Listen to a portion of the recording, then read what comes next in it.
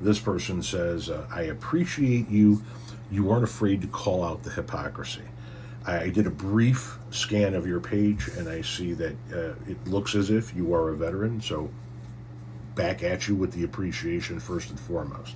Okay, you deserve much more appreciation than I do. And by the way, that goes for anybody that served in the military, all the way up to and including Ashley Babbitt, who I believe got what she deserved on January 6th. Her service to this country is still appreciated. J.D. Vance's service to this country is still appreciated. That doesn't mean that they're not scumbag human beings, but everybody who puts on a uniform and puts their life on hold in order to go serve this country deserves that gratitude. So that's first and foremost. I appreciate you. Secondly, I'm just so done with playing this fucking game. Right? I had my own landscape company for the last 6 years of my landscape career, and I lost contracts because of my political position, and I accepted it, moved on. One in particular, just off the top of my head, I recall, I met with a couple here in town that was looking to get a ton of work done in the backyard. We're talking about a full patio, outdoor kitchen, landscape the rest of the yard. It would have been easily $30,000-$40,000 worth of work. Met with them for probably 3.5 hours at their house. Had them laughing and chuckling and this and that, and if I do say so myself, had them eaten out of the palm of my hand.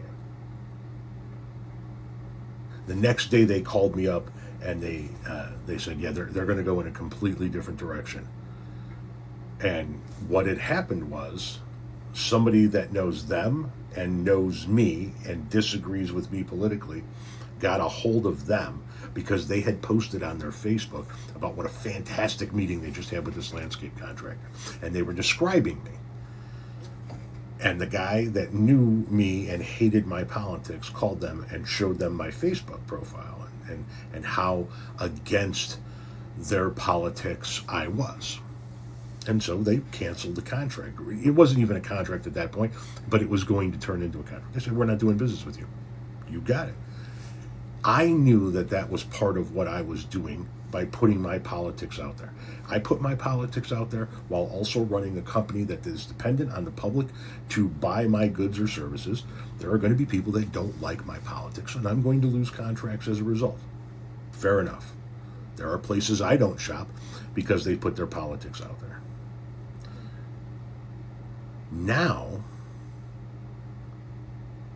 not doing business with them or whatever is not enough.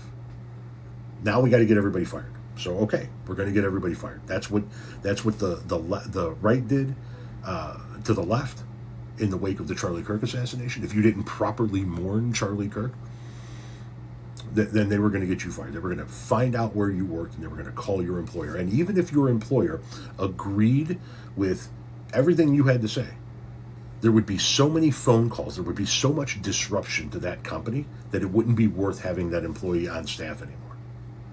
And so even if the owner agreed with them, they would just cut them loose because we just can't have this.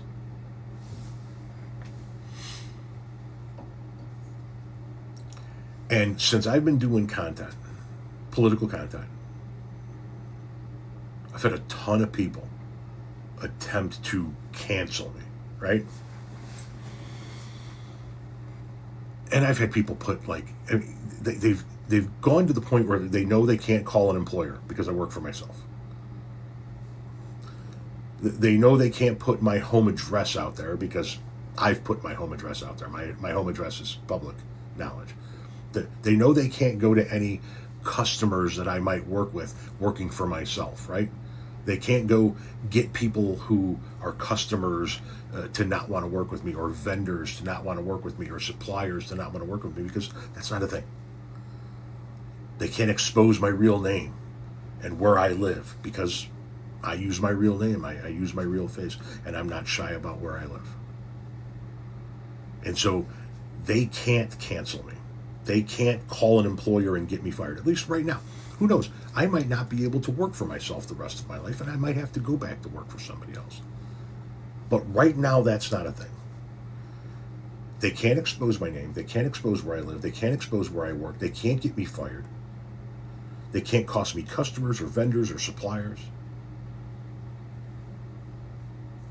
And so they get pissed off at me, and they do things like put satellite images of my house on social media and tell people that I have children locked in the basement, or make fun of my weight, or make fun of my wife, because that's all they've got left. And as long as I'm in a position where you can't cancel me, you can't call an employer and get me fired, you can't cost me business, then I'm going to use my platform to speak out against the shit I believe is bullshit. And the hypocrisy surrounding the way people reacted to the reactions of Charlie Kirk's assassination, and those same people now doing the exact same shit they had a problem with back then, I'm sorry, we're going to call all of that out. All of that. If months ago you were screaming at the top of your lungs how offensive it was to take a poke at Charlie Kirk's assassination, or not even mourn him properly, have the audacity to quote him in the wake of his own assassination, if that was enough for you guys to go get people fired back then you better lock down all of your fucking social media accounts. Because if I find you making fun of this woman in Minneapolis, and I find where your public profiles are, and you were stupid enough to put on your social medias in a public manner who you work for and where you live and your real name, then we're going to spotlight you the way you motherfuckers spotlighted them. And we are going to continue to do what this gentleman right here says. We're going to continue to call out that hypocrisy. You're free to say what you want in this country. We have the First Amendment. You are not free from the consequences of those words. Not free from the consequences of your actions. This fucking guy posted a meme of a Craigslist ad for Renee Good's car being sold after it got shot up and was bloody the day she was murdered. Yeah, I hope that motherfucker is unemployable for life. You guys wanted to play this game? Then we'll play this game. And I mean the other guys, not this guy. This guy is obviously in our camp. I'm done with the bullshit and the hypocrisy. I'm done seeing people getting kidnapped off the streets of American cities. I'm done seeing people getting thrown in detention centers that are akin to concentration camps. I'm done seeing people get deported to countries they've never fucking been to before. And I am done seeing Americans get shot by Donald Trump's personal military force. You know what's happening in this country right now? Donald Trump is setting it up so that everybody is just used to armed militants in their cities. It's the norm. They're just there. Have been for 2 years. So that when you go to vote and they're around the polling place, yeah, they've been here for a couple of years.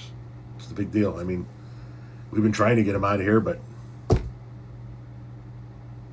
they're here. That's what he's trying to do. He's trying to create that normative. That's more of that hypocrisy that we're going to be calling out. These people that are for limited government, and the government getting out of our lives because we're all free, sovereign citizens, now getting on their fucking knees and licking the boots of the ICE agents that were sent by the dear leader. Yeah, we're going to call out all of that hypocrisy in this election year. And 99% of that content is only going to be able to be seen on YouTube. It won't be here. I'm putting this here because it's a response to your comment here on TikTok. But you got to go to my YouTube channel if you want to see me call out that hypocrisy throughout the course of this midterm election year. Tom Powell Jr. on YouTube.